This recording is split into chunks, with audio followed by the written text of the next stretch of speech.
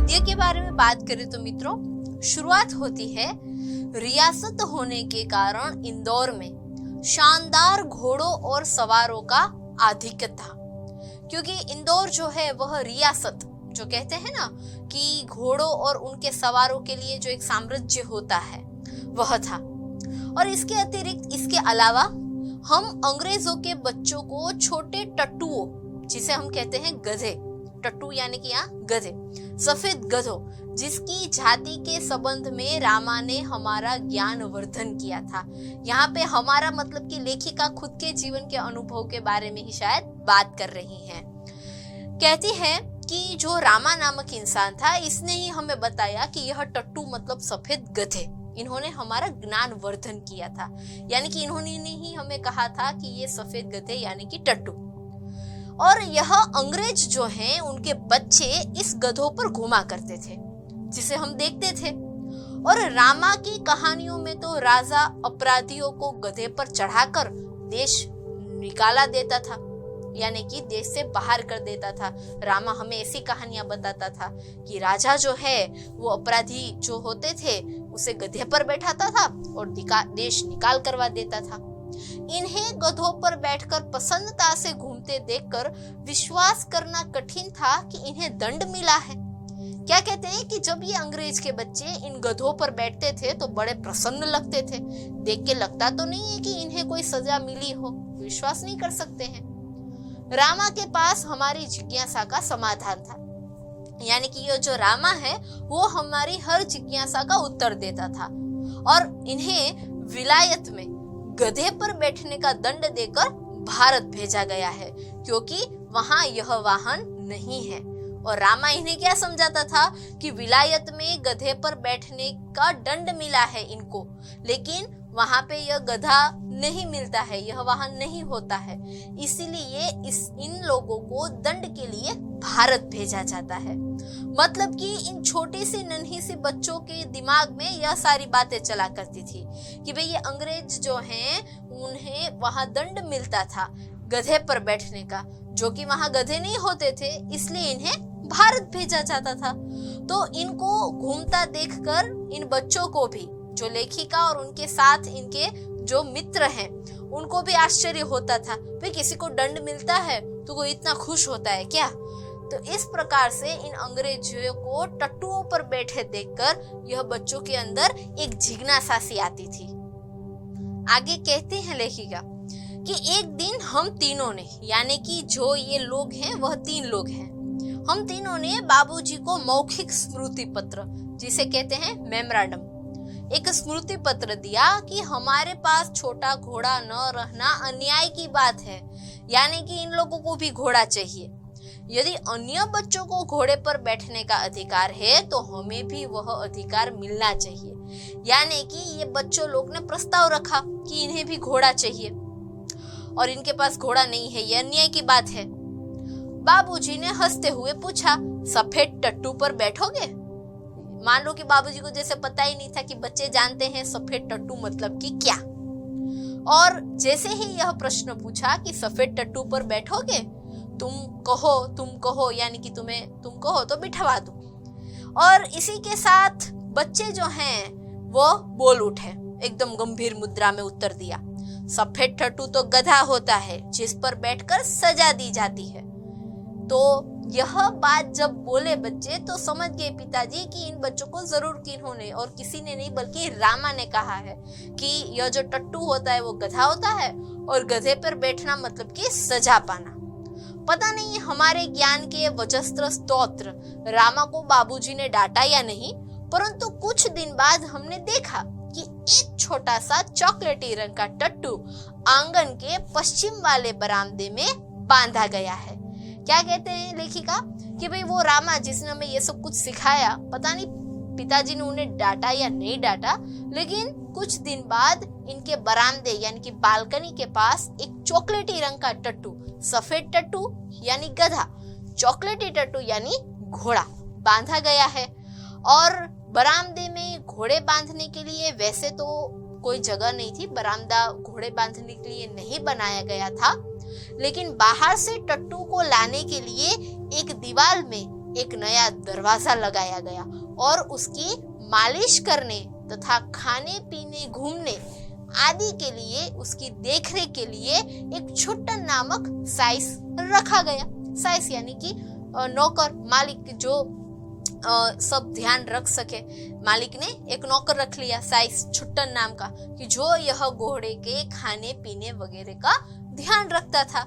यानी कि इन लोगों के कहने पे बाबूजी ने घोड़ा तो मंगवा दिया, एकदम चॉकलेटी रंग का टट्टू, और बच्चे जो हैं वो एकदम खुशी हो गए होंगे।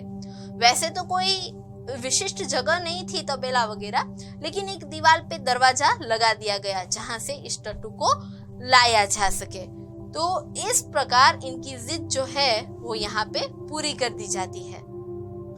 आगे कहते हैं कि अब तो हम उस छोटे टट्टू से बहुत प्रभावित और आतंकित हुए, यानी कि आकर्षित हुए। यह जो टट्टू है छोटा, वो सबको पसंद आने लगा। हमारे तथा हमारे अन्य साथी जीवों के लिए न मकान में कोई परिवर्तन हुआ, न कोई विशेष नौकर रखा गया। यानी कि इस वाक्य का मतलब है कि इन बच्चों के पास यह टट्टू के अलावा और भी कोई जीव है, क्योंकि कहा ना कि हमारे और अन्य साथी जीवों के लिए मकान में कोई परिवर्तन ना करना पड़ा। यानी कि यह जो टट्टू है वो सबके साथ एडजस्ट हो गया, अलग से कोई मकान नहीं बनवाना पड़ा और ना ही कोई विशेष नौकर रखना पड़ा। रामा को तो नौकर कहा नहीं जा सकता, क्योंकि रामा जो है वह तो डांटने फटकारने के अलावा हमारे कान भी खींचता था, तो वह तो नौकर कहा नहीं जा सकता। हमारी खिड़की तक दरवाजे में परिवर्तित नहीं हो सकी, यानी कि जो खिड़की थी उसे भी हमने दरवाजा नहीं बनाया, खिड़की ही रहने दिया। और हमारे साथ जो रोजी और निक्की, ये दो थे जीव, उसके साथ कूदने के कष्ट से मुक्त हो सकते, यानी कि अब हमें और किसी नए प्राणी के साथ खेलने कूदने का मौका मिलता। आज तक तो सिर्फ रोजी और निक्की के साथ खेलते थे। बाबूजी से यह सुनकर भी कि वह टट्टू हमारी सवारी के लिए आया है, तो और भी मजे आ गए कि भाई अब तो हम इस टट्टू पर बैठ के सवारी भी कर सकते हैं। अपने पुराने दोस्तों को भूल गए और हम सब 4-5 दिन उससे रुष्ट और अप्रसन्न ही घूमते रहे, और मतलब कि हम उससे रुष्ट हो गए, मतलब कहते हैं ना कि दुखी हो गए। परंतु अंत में उसने हमारी मित्रता प्राप्त कर ली, क्योंकि टट्टू भी नए थे, तो दोनों की मित्रता 4-5 दिन तक नहीं हुई, तो बच्चे थोड़े निराश हुए। लेकिन अंत में इस टट्टू ने इनके साथ मित्रता कर ली। रामा से उसका नाम पूछने पर ज्ञात हुआ, यानी कि पता चला कि उसे ताजरानी कहकर पुकारा जाता है। यानी कि इस टट्टू यानी कि चॉकलेटी घोड़ी, इसका क्या नाम था? ताजरानी। और जैसे ही कहा ताजरानी, तो ताजमहल का चित्र हमने देखा था, और रामा और कल्लू को माँ की सभी कहानियों में रानी के सुख दुख की गाथा सुनते सुनते हम उसके प्रति बड़े सदैव हो गए थे। यानी कि रामा और कल्लू को माँ की सभी कहानियों में कि भाई जो रानी जो है वह सुख दुख की गाथा सुनाती रहती थी माँ रानी के दुख के बारे में, और यह सारी दुख की बातें सुनकर बच्चे भी जो हैं वो सदैव हो गए। ताजमहल जैसे भवन की रानी होने पर भी यह वहां कहानी की रानी की तरह निकाल दी गई। यानी कि बच्चों को दुख हुआ कि भाई कहने को तो ताज रानी, लेकिन रानी जैसे इसे कोई रखता नहीं था। रानी होने के बावजूद भी इसे निकाल दिया गया। यह कल्पना करते ही हमारी सारी ईर्ष्या, सारा रोष जो रानी के प्रति यानी कि ताज रानी के प्रति था वो एकदम पिघल गया। हम लोग जो हैं हमारा रोष करुणा में बदल गया और अधिक आराम देने के उपाय सोचने लगे कि भाई रानी को, ताज रानी को हम कैसे अधिक आराम दे सके। यानी कि अब तक इन बच्चों को यह घोड़ी के प्रति जो ईर्ष्या थी कि भाई हमारे साथ दोस्ती नहीं करती वगैरह वगैरह, जब पता चला कि रानी होने के बावजूद इसे निकाल दिया गया तो बच्चे जो है वो इस पे करुणा करने लगे, उस पे दया करने लगे।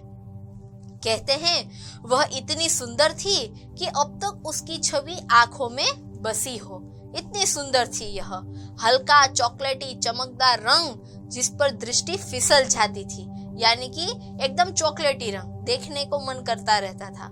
खड़े छोटे कानों के बीच के माथे पर झूलता आयाल का गुच्छ, बड़ी, काली, स्वच्छ और पारदर्शी जैसी आंखें, लाल नथुने जिन्हें फुला फुला कर चारों ओर की गंध लेती रहती थी, यानी कि नाक से एकदम फूल फूल कर, नाक जो होता है ना उसे फुला फुला कर सुगंध लिया करती थी। एकदम उजले दांत, लाल जीभ की झलक देते हुए, गुलाबी ओंठों वाली, लंबा मुंह जो लोहा चबाते रहने पर भी क्षत विक्षत नहीं होता था। तो यहाँ पे घोड़ी का वर्णन है कि घोड़ी के आंख कैसे थे, गाल कैसे थे, नथुने कैसी थी, जीभ कैसा था, यह सारा वर्णन जो है घोड़ी का यहाँ पे किया हुआ है। उसके बाद क्या हुआ मित्रों, ऊंचाई के अनुपात से पीठ की चौड़ाई अधिक है, यानी कि जो रानी है वो जितनी ऊंची है उससे ज्यादा उसकी पीठ की चौड़ाई है। एकदम सुडौल, मजबूत पैर और सघन पूंछ जो मक्खियां उड़ाने के क्रम में मोरछल के समान उठती गिरती रहती थी। यानी कि रानी जो है वो एकदम मजबूत थी, एकदम स्वस्थ थी, शरीर भी उसका सुडौल था और पीछे लटकी हुई जो उसकी पूंछ थी वो मोरछल की तरह जो मक्खियां उड़ाने के काम आती थी। और उस समय ये सब समझने की बुद्धि तो थी नहीं, क्योंकि लेखिका और उनके मित्र बच्चे थे। परंतु इतने दीर्घ काल के उपरांत भी स्मृति पट पर वे रेखाएं ऐसे उभर आती हैं जैसे किसी अदृश्य स्याही से लिखे अक्षर अग्नि के ताप से प्रत्यक्ष होने लगते हैं। क्या कहती है लेखिका कि जब बचपन था और तब जो रानी को देखा था तब तो इतनी बुद्धि नहीं थी, लेकिन आज जब रानी को याद करते हैं स्मृति पट पे, वो एक एक बात याद आती है। मान लो कि स्याही से लिखा हुआ हो, लेकिन वो स्याही कैसा हो, अदृश्य, जो कोई देख नहीं सकता, सिर्फ अनुभव कर सकता है, और अग्नि से प्रत्यक्ष होने लगते हैं, यानी कि जैसे ही उसको याद करो सब याद आने लगता है। तो यहाँ पे लेखिका कहते हैं कि हम बार बार सोचते हैं कि वह कुछ और छोटी क्यों ना हुई, रानी इतनी लंबी और चौड़ी क्यों है, अगर थोड़ी छोटी होती तो हम रोजी और निक्की के समान उसे भी अपने कमरे में ले जाते, क्योंकि रोजी और निक्की जो हैं वो छोटे प्राणी थे। अगर रानी भी थोड़ी छोटी होती तो हम उसे अपने कमरे में रख लेते।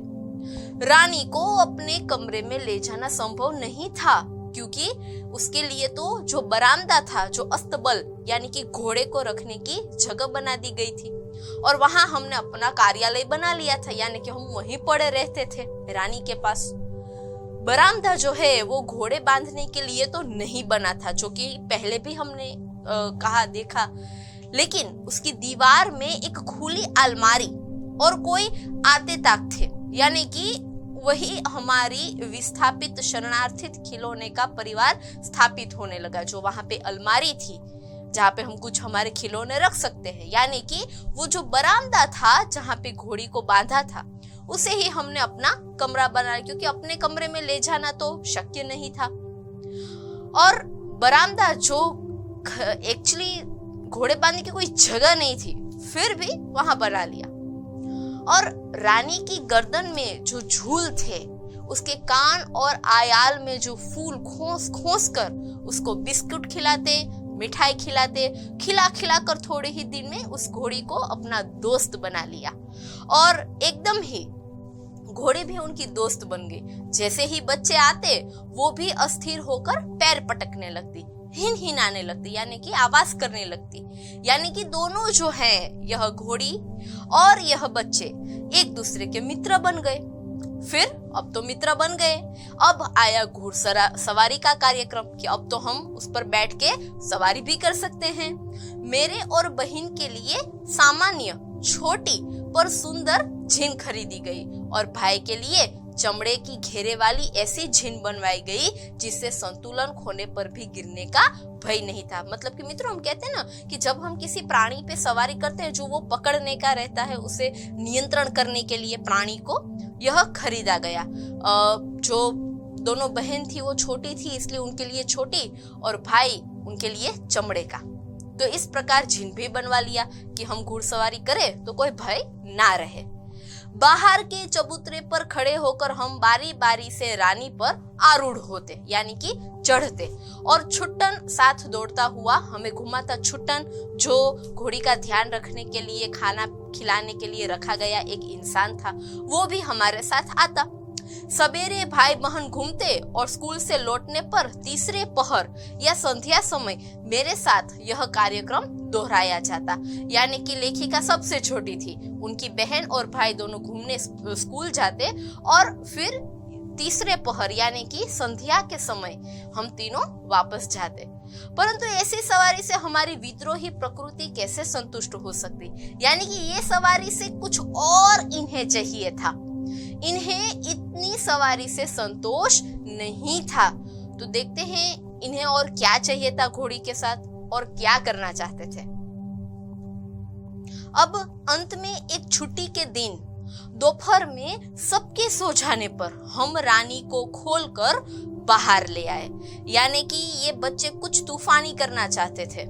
कहा ना कि उन्हें इतनी बात से संतोष नहीं था कि वो उस पर चढ़ के बैठते, इतनी बात से संतोष नहीं था। इसलिए चोरी छुपके से एक बार रानी को खोल दिया और चबूतरे पर खड़े होकर उसकी नंगी पीठ पर सवारी करके बारी बारी से अपनी अधूरी शिक्षा पूरी परीक्षा लेने लगे। यानी कि अब उन्हें किसी की मदद के सिवा बैठना था और सवारी करनी थी। अब तक तो क्या होता, छुट्टन बैठा देता, छुट्टन साथ में जाता, लेकिन ये लोगों की इच्छा कुछ ऐसी थी कि हम अकेले ही इस पे चढ़े और अकेले ही उसकी घुड़सवारी करें। और यह स्वाभाविक ही था कि ताज रानी हमारी अराजक प्रवृत्तियों से प्रभावित हो जाती। यानी कि कोई भी प्राणी को जब आप इस तरीके से, जैसे उसे उपयोग नहीं किया जाता फिर भी उपयोग करे, तो वो गर्म तो हो ही जाती है। एक तो उसके पीठ पे कुछ रखना पड़ता है। आपने भी सवारी या की होगी, कोई भी प्राणी के ऊपर जब हम सवारी करते हैं तो वहां पे जो कहते हैं ना, जीन लगानी पड़ती है। हम सीधे उसके ऊपर बैठ जाएंगे तो वो भी चिल्लाने लगेगा, उसको भी सहन नहीं होगा, असह्य हो जाएगा उसके लिए। लेकिन बच्चों को तो अभी इतना पता नहीं चल रहा है क्योंकि ये बच्चे थे। और हुआ क्या, तो उसके अंदर, घोड़ी के अंदर वास्तव में बालक को ऐसा लगता था कि इसकी नंगी पीठ पर बैठकर ये सवारी करना सीख लेंगे। लेकिन इन्हें बोध न था, यानी कि पता न था कि अगर किसी पशु पक्षी या वनस्पति सब एक परिवार हो जाते हैं तो तब तक तो कोई दिक्कत नहीं होती, जब तक उस प्राणी या पशु या पक्षी को कोई दिक्कत ना हो तब तक तो वो आपको आपके साथ सवारी करने देगा। क्योंकि अभी क्या कि घोड़ी बच्चों के साथ दोस्त बन गई थी।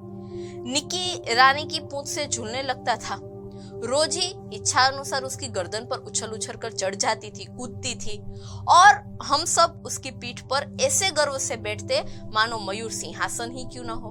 तो अब इतने सारे लोग एक साथ घोड़ी पर बैठ जाएंगे तो घोड़ी तो इतनी शक्तिशाली नहीं थी ना। बच्चों को लगता था कि रानी हम सबकी शक्ति और दुर्बलता जानती थी। उसकी नंगी पीठ पर आयाल पकड़कर बैठने वालों को वह दुल की चाल से इधर उधर घुमाकर संतुष्ट कर देती थी। परंतु एक बार मेरे बैठ जाने पर भाई ने अपना हाथ की पतली संटी उसके पैरों में मार दी और चोट लगने की संभावना ही नहीं थी। परंतु इससे न जाने उसके स्वाभिमान को आघात लगा और एक दुखद स्मृति उभर आई। यानी कि बच्चे खेल खेल में ही जब भी लेखिका बैठी घोड़ी पर तो उसके भाई ने एक चंट मार दी पैर पर। अब सीधी बात है कि घोड़ी को लगा ही होगा और वह ऐसे वेग से भागी मानो सड़क, पेड़, नदी, नाले सब उसके पकड़ बांध रखने का संकल्प किए हैं। तो एकदम गर्म हो गई, उसे लग गई, वो एकदम क्रोधित हो गई और घोड़ी जो है वो दौड़ने लगी, बहुत वेग से दौड़ने लगी। लेखिका उस पर बैठी हुई थी। कुछ दूर मैंने अपने आप को उस उड़न खटोले पर संभाला, एकदम उड़न खटोले की तरह, जो है उड़न खटोला पता है ना मित्रों, रोपवे टाइप संभाला। परंतु गिरना तो निश्चित था क्योंकि रानी है वह बहुत क्रोधित हो गई थी और मेरे गिरते ही रानी मानो अतीत से वर्तमान में लौट आई और इस प्रकार निश्चल खड़ी रह गई जैसे पश्चाताप की प्रतिमा हो। यानी रानी को भी पता चला कि भाई मेरी वजह से लेखिका गिर गई है और जैसे ही वह गिर गई घोड़ी भी अपना अतीत क्रोध भूलकर वर्तमान में आ गई और एकदम पश्चाताप कर रही हो ऐसे खड़ी रह गई। साथियों की चीख पुकार से सब दौड़े और फिर बहुत दिनों तक मुझे बिछाने पर पड़े रहना पड़ा, यानी कि आराम करना पड़ा। स्वस्थ होकर रानी के पास जाने पर वह ऐसी करुण पश्चाताप भरी दृष्टि से मुझे देखकर हिनहिनाने लगी कि मेरे आंसू आ गए। यानी कि घोड़ी भी समझती थी कि भाई मेरी वजह से यह गिर गई है। जैसे ही स्वस्थ होकर जब लेखिका वापस लौटी रानी के पास, तो रानी मान लो कि उसे देखकर जो खुश होकर हिनहिनाती थी वैसे नहीं, करुणता के साथ हिनहिनाने लगी। और इसका यह प्यार देखकर लेखिका की आंख में भी आंसू आ गए। यानी कि हम कहते हैं ना कि इन प्राणियों में भी कुछ ऐसी मानवता जैसी इच्छाएं होती है, वह भी समझ पाती है। यह अनुभव यहाँ लेखिका को हुआ। उसकी बाद की घटना याद दिलाते हुए लेखिका कहती है, एक बार भाई के जन्मदिन पर नानी ने उसके लिए सोने के कड़े भेजे। यानी कि जो इनके भाई हैं उनका जन्मदिन था और उनकी जो नानी है उन्होंने उसके लिए एक सोने के कड़े भेजे। सामान्यतः हम कोई भी नया कपड़ा या कोई आभूषण पहनकर रानी को दिखाने अवश्य जाते थे, क्योंकि रानी जो है ये इनकी दोस्त बन गई थी। तो ये बच्चों को मान लो कि एक आदत सी हो गई थी कि कोई नया कपड़ा पहना हो, कोई नया आभूषण पहना हो तो वो तुरंत रानी के पास जाते थे।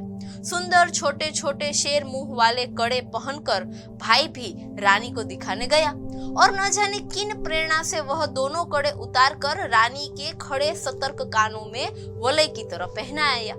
भाई था भाई और रानी को मित्र मानता था, तो भाई भी पता नहीं उसे क्या सूझा, जो नानी ने शेर के मुंह वाले कड़े दिए थे वो कड़े उतार कर और रानी के कानों पर पहना दिए।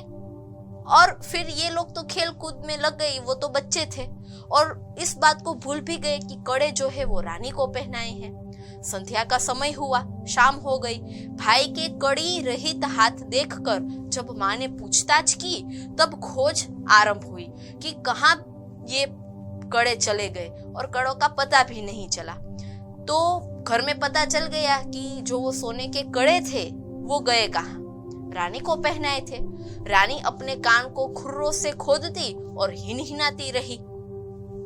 यानी कि रानी कुछ संकेत देना चाहती थी, क्योंकि रानी के कान में वो पहनाए थे और वो क्या करने लगी, अपने कान को खोदने लगी खुर्रों से और हिनहिनाने लगी। तो इसकी यह बात और कोई नहीं समझ पाया, लेकिन बाबूजी समझ गए और बाबूजी का ध्यान उसकी ओर गया कि रानी कुछ कह रही है कान को खोदकर। और फिर उन्होंने आदेश दिया कि मिट्टी को हटाया जाए। किसी ने कुछ गहरा गड्ढा खोदकर दोनों कड़े उसमें गाड़ दिए थे। यानी कि किसने ऐसा कुछ किया होगा, क्योंकि बच्चों ने तो कान में पहनाया था, लेकिन रानी ने देखा होगा किसी को गाड़ते हुए। अब रानी तो बता नहीं सकती किसने गाड़ा, लेकिन कह तो सकती है कि यहाँ पे गड़े हुए हैं। तो वो इशारा करने लगी और बाबूजी समझ गए। दंड तो किसी को नहीं मिला, सजा किसी को नहीं मिली, परंतु रानी सबके हृदय में छा गई, क्योंकि रानी अब घर की रखवाली करने लगी, वह जानने लगी।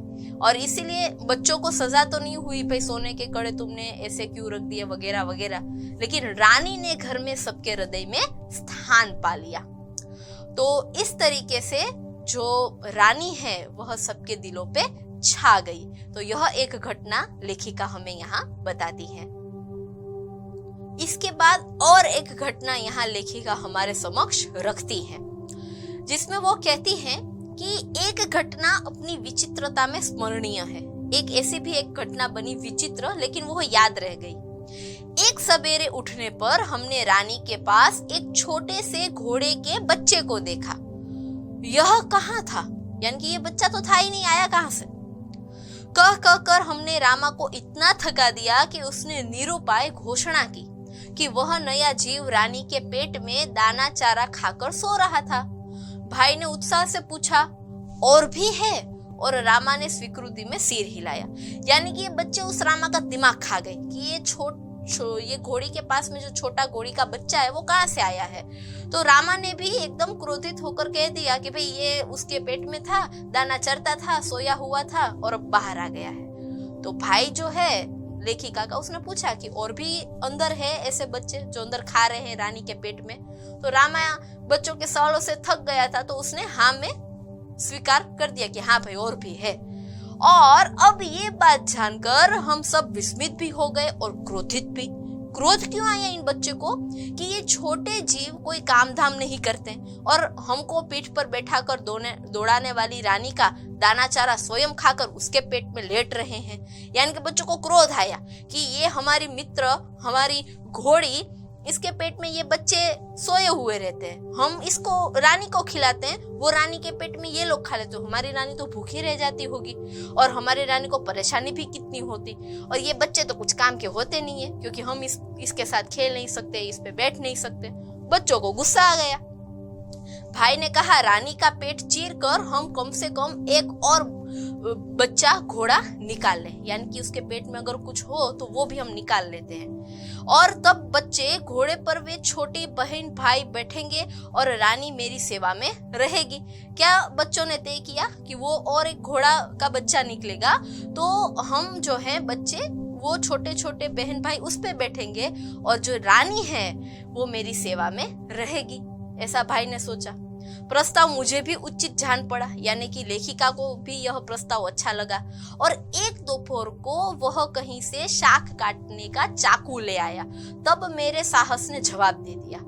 यानी कि बच्चों ने योजना बनाई कि यह जो घोड़ी रानी है इसका पेट चीरकर बच्चा निकाल लेते हैं। ये तो बच्चे थे, इन्हें तो कुछ पता नहीं चलता। लेकिन जब वह चाकू लेके आया तो लेखिका ने जवाब दे दिया। एक और भी समस्या की ओर हमारा ध्यान गया। तुरंत लेखिका को लगा कि अगर हम पेट काटेंगे तो और एक समस्या होगी। क्या समस्या होगी? आखिर हम रानी का पेट सिएंगे कैसे? हम काट तो देंगे चाकू से, बच्चा निकाल लेंगे, लेकिन वापस सिएंगे कैसे? माँ को महीन सी सुई से तो सीना संभव नहीं था, यानी कि माँ जो छोटी सी सुई से कपड़े सीती थी उससे इसका घोड़ी का सीना तो इतना चौड़ा है, वो तो संभव नहीं है सुई धागे से सी पाना। टाट सीने का बड़ा सूजा रामा अपनी कोठरी में रखता था, यानी कि जो बड़ा सुइया होता था वो तो रामा के कोठरी में रहता था जहां हमारी पहुंच नहीं थी, यानी कि हम वहां से नहीं ला सकते थे। कुछ दिनों के उपरांत जब रानी का अश्व शिशु कुछ बड़ा होकर दौड़ने लगा तब हमें न अपना क्रोध स्मरण रहा न प्रस्ताव। यानी कि बच्चों ने पेट नहीं काटा। क्यों? क्योंकि वापस सिएंगे कैसे, ये एक समस्या थी। लेकिन थोड़े दिन बीत गए, बच्चे सोचते रहते, उतने ही दिन में यह रानी का जो बच्चा है अश्व शिशु वो बड़ा हो गया, वो भी दौड़ने लगा। तो बच्चे भी अपना क्रोध भूल गए और प्रस्ताव भी जो उन्होंने सोचा था कि हम इसका पेट काट लेंगे। तो तब इन्हें इतनी बुद्धि नहीं थी कि भाई ऐसे पेट काटेंगे तो वो मर जाएगी। लेकिन यह एक कहते हैं ना विचित्र घटना जो आज भी लेखिका को याद थी। तो इस प्रकार संपूर्ण गद्य में रानी यानी कि घोड़ी के साथ बिताए हुए पल, घटनाएं यहाँ पे लेखिका ने हमारे समक्ष रखी है।